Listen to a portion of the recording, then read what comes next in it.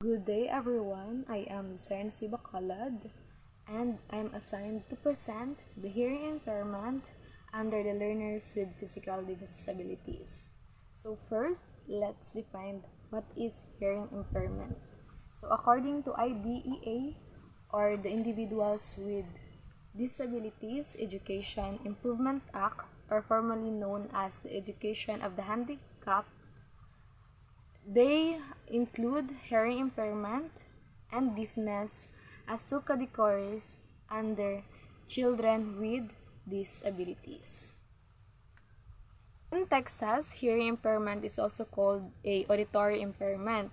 So it is defined by IDEA as a impairment in hearing, whether it is fixed or unstable, where it can affect students' ability to learn in school. While yung definition naman ng deafness is that it is also included in hearing impairment, but the difference is that it is very severe kasi hindi nila mapaprocess yung mga sounds even though may mga devices na nakakabit sa kanila. Let's move to the prevalence or gaano ba ito ka-common. So, a report from the Department of Education of US shows that about 5.9 million students receive a special education in the school year 2003 and 2004. So without amount of number, only about 1.2% students with hearing impairment receives a special education services. So this means that kahit na hindi man ito kagaano ka-common, may mga schools pa rin na nangangailangan ng services specifically sa hearing difficulties. Let's proceed to the characteristics of hearing impairment. Hearing problem can occur in different reasons, such as in genetics or hereditary, infections, developmental problems, or environmental factors. But first, let's have a genetic or hereditary. Some hearing problems can pass from parents through genes.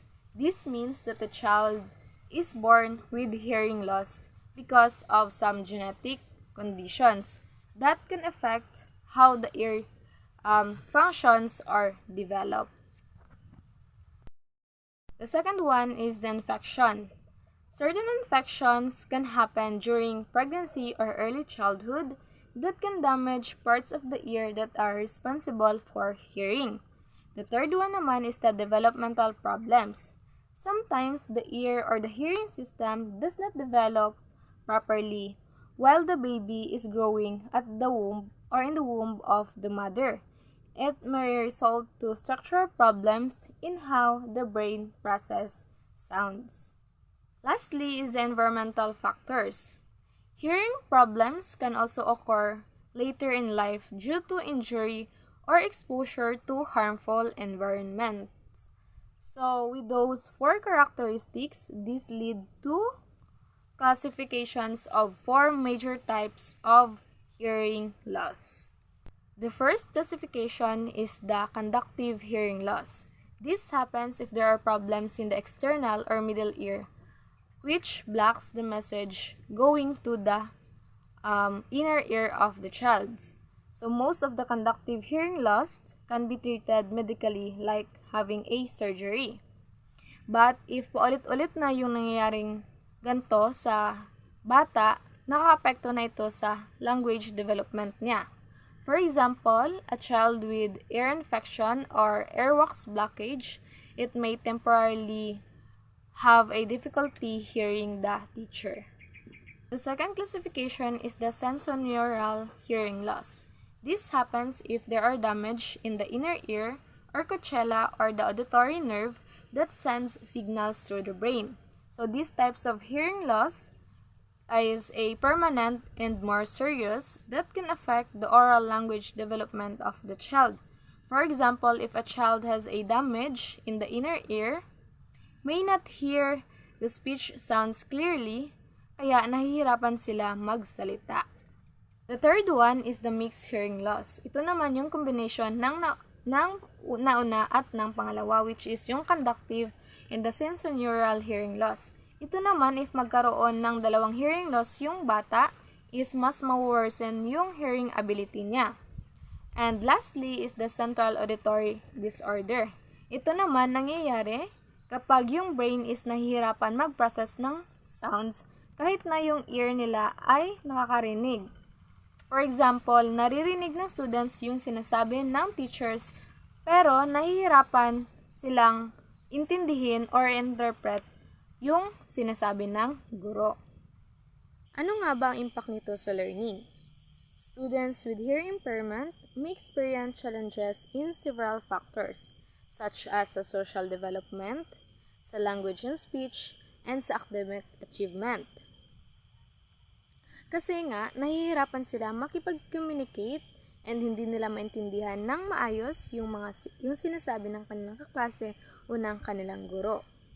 But even though may mga difficulties silang na-experience, nakadepende pa rin ito sa severity of hearing loss, sa family support, and sa early intervention na matatanggap nila para mas mapagaan yung kanilang dinaramdam. And this lead to teaching strategies. So, students with hearing or auditory impairment has a special education services with variety of professionals. But I think these special education services is na-experience lang sa mga mahaling schools. It's because sa atin, hindi enough or kulang yung mga resources na meron tayo. But also, may mga services din naman na affordable o mas magaan sa bulsa. Here are the professionals that can help students with hearing impairments. First is the audiologist. So, sila yung nagda-diagnose, nagtitreat, or nagmamanage ng may mga hearing loss. They also recommend having a hearing devices. The next one is the teachers of the hearing impairment. So, sila naman yung mga specially trained teachers who help students learn effectively despite having hearing difficulties. For example, nagmo-modify sila ng lessons or gumagamit sila ng visual teaching methods para mas maiintindihan ng students or mas makaka-learn sila effectively. The next one is the speech language pathologist. So, they help students improve their pronunciation, their speech, and their communication skills. For example, they teach students how to pronounce sounds correctly. Lastly is the interpreters. So, they translate spoken language into sign language or other communication methods. For example, sa class discussion, the interpreters use sign language to interpret kung ano yung sinasabi ng teacher. So, ito yung iba pang mga teaching strategies na makatulong sa mga estudyante. Such as yung pagkakaroon ng speech, language, and auditory training. Ipa-priority yung may mga disabilities, ilagay sila sa may front, yung sitting arrangement, magkaroon ng note takers, and also teaching basic sign language sa mga kaklase. And meron pang additionally yung oral and manual communication. So first yung oral, so ito yung paggamit ng speech, ng lip reading, and the remaining hearing ability. The next one naman is yung manual communication. So, ito naman yung paggamit ng sign language, ng finger spelling, and ng visual cues. And lastly, yung total communication. So, ito naman yung combination ng speech, ng sign language, ng gesture, and ng visual aids para mas maintindihan or mas makakaintindi yung mga bata. So, let's proceed to assistive technology. So, this modern technology helps students with hearing impairments participate better in school. So, starting with hearing devices or hearing aids or auditory devices. So, these hearing aids amplify sound so that the students can hear better. For example, students wearing hearing aids can hear what teacher saying better or clearly. Next naman is sa auditory devices. So, for example, dito is yung FM system. So, the teacher uses microphone. So, yung sounds ng teacher is ma-hear directly ng students sa kanilang mga headphones na ginagamit. Second is the computers. Maraming mga programs ang nagpo-provide ng speech drills, ng auditory training, and ng sign language. For example, sa educational videos, may mga programs na naglalagay ng sign language or ng interpreters para mas maintindihan na may mga difficulties yung sinasabi sa isang video or sa isang program. Another one naman is yung mga alerting device. So, ito yung device na gumagamit ng lights or vibrations instead of salita. For example naman is yung mga vibrating alarm clock, yung mga doorbells, yung fire alarm. So, may mga difficulties, so may mga alternative na ginagamit para hindi din sila mahirapan alamin kung ano yung mangyayari or kung ano ang gusto nilang gawin. Lastly is yung captioning. So, the same sa my computers, ito ay nag-provide ng isang text or subtitle sa isang video kung ano yung sinasabi ng nagsasalita sa isang video, which is malaking help sa may mga difficulties para mas maintindihan yung sinasabi.